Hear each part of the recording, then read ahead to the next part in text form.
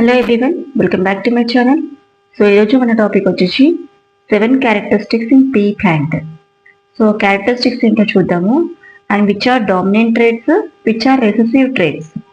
So మనకి ఇక్కడ dominant traits and recessive traits meaning ఏంటో చూద్దాము. సో యాక్చువల్గా అయితే వన్ క్యారెక్టర్ మనం తీసుకున్నట్లయితే అందులో 2 ఫ్యాక్టర్స్ ఉంటాయి.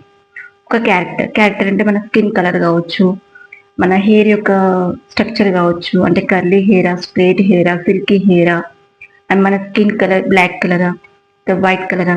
సో ఇట్లా క్యారెక్టర్స్ అనేవి ఉంటాయి కదా. ఒక్కొక్క క్యారెక్టర్కి 2 ఫ్యాక్టర్స్ అనేటివి ఉంటాయి. 2 ఫ్యాక్టర్స్.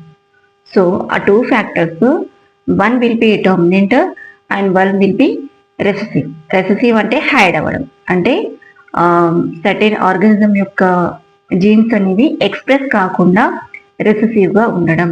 అంటే మేబీ ఈ జనరేషన్లో కాకపోయినా నెక్స్ట్ జనరేషన్లో అది డామినేట్ అవుతుంది. Okay, so one factor will be dominate and one more will be recessive.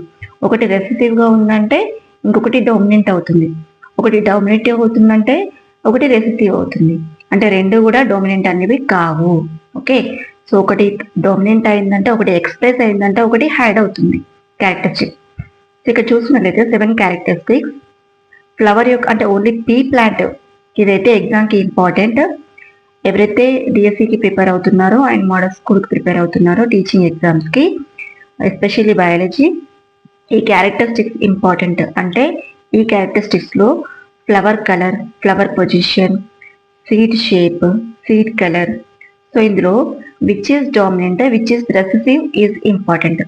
So మనం డామినెంట్ గుర్తుపెట్టుకుంటే రెసెసివ్ ఆటోమేటిక్గా మనకు గుర్తొస్తుంది. ఫస్ట్ అయితే మనం డామినెంట్ అయితే గుర్తుపెట్టుకున్నాం.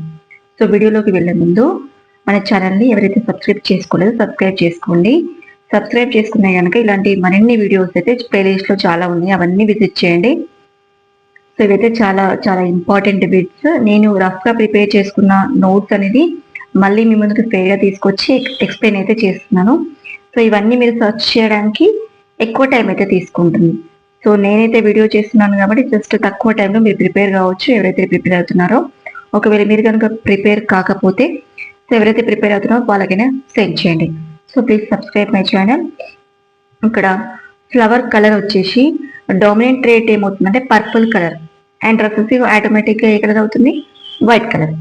సో ఫ్లవర్ పొజిషన్ వచ్చేసి ఇక్కడ యాక్సియల్ పొజిషన్. యాక్సియల్ అంటే ఫ్లవర్స్ అనేవి ఇట్లా పైన కాకుండా సైడ్కి ఇట్లా యాక్సియల్ పొజిషన్లో ఫ్లవరింగ్ అనేది వస్తుంది. And here terminal, recessive trait is the terminal. Terminal అంటే మనకు ఎడ్జ్ పార్ట్ ఆఫ్ ది ప్లాంట్లో flowering will be takes place, but here sides of the plant, not edge of the plant. So it flowering will be takes place అంటే flower position అన్నమాట, flower position. Next seed shape ఈ విధంగా ఉంటుంది. P plant యొక్క seed అనేది 2 types ఉంటుంది. మనకు round shape ఉండొచ్చు, వ్రింకిల్డ్గా కూడా ఉండొచ్చు. అంటే రౌండ్ షేప్లో ఉంటే అది డామినెంట్ ఫ్యాక్టర్ అవుతుంది. సో ఆటోమేటిక్గా వ్రింకిల్డ్ ఏమవుతుంది, రెసెసివ్ ట్రేట్ అనేది అవుతుంది. డ్రా చేసాను చూడండి, round shape. And this is not exactly round but wrinkled, ముడతలు పడినటువంటి. నెక్స్ట్ సీడ్ కలర్ ఎల్లో అనేది dominant factor, and green is the automatically green is the recessive trait. మనకు పీ సీడ్స్ అనేవి, బఠానీ సీడ్స్ అనేవి మనకి ఎక్కువగా ఎల్లో కలర్లో కనిపిస్తూ ఉంటాయి కదా. సో అవేంటంటే డామినెంట్ ట్రేట్స్, అట్లా గుర్తుపెట్టుకోండి. ఎల్లో కలర్లోనే ఎక్కువగా కనిపిస్తాయి కాబట్టి, నాట్ గ్రీన్ బఠానీ. మనం ఒకప్పుడు షాప్స్లో అమ్మేవాళ్ళు కదా, ఆ బఠానీ ఎక్కువగా ఎల్లో కలర్లోనే ఉండేది, అది డామినెంట్ అని గుర్తుపెట్టుకోండి. ఇక్కడ seed colour is the recessive. Okay, next pad shape అంటే పాడ్ అంటే మనకు తెలుసు కదా, పీ పాడ్ అంటే మనకు చిక్కుడుకాయ కానీ, గోరు చిక్కుడుకాయ కానీ, ఇట్లా టోటల్గా సీడ్స్ ఏదైతే అందులో లోపల ఉంటాయో ఆ ఫ్రూట్ని, అంటే ఆ పాడ్ని మనం పీ ప్లాంట్లో కూడా అబ్జర్వ్ చేసినట్లయితే ఇన్ఫ్లాటెడ్ అంటే ఇక్కడ ఎటువంటి డిప్రెషన్స్ అనేటివి ఉండవు. సో ఇక్కడ చూడండి కన్స్ట్రిక్టెడ్ అంటే డిప్రెషన్స్ ఉన్నాయి చూడండి. Depression elevation, depression elevation, depression. So ఇట్లా ఉంటే కన్స్ట్రిక్టెడ్, బట్ ఇది ఇన్ఫ్లాటెడ్ ఉంటే అది డామినెంట్ ఫ్యాక్టర్ అవుతుంది. Next pot colour. సో ఏ పాట్ కలర్ అయినా కూడా మనకు గ్రీన్ కలర్ ఉన్నది అనిపిస్తుంది, అవునా. సో బీన్ పాట్ తీసుకున్న చిక్కుడుకాయ, గోరు చిక్కుడు కానీ, అలచంతలు కానీ, నెక్స్ట్ మనకు అనపకాయ అంటారు కదా. సో ఇవన్నీ కూడా ఏ పార్ట్ తీసుకున్నా గ్రీన్ కలర్లో ఉంటాయి కాబట్టి పీ పార్ట్ కూడా గ్రీన్ కలర్లోనే ఉంటే అది డామినెంట్ ఫ్యాక్టర్. బట్ ఇది if it is in yellow colour, that is the recessive trait. Clear. Next stem length. Stem length అంటే ఆ ప్లాంట్ టాల్గా ఉంటుందా లేదా డ్వార్ఫ్గా ఉంటుందా. టాల్గా ఉంటే డామినెంట్, డ్వార్ఫ్గా ఉంటే అది రెసెసివ్ ట్రేట్ అని గుర్తుపెట్టుకోండి.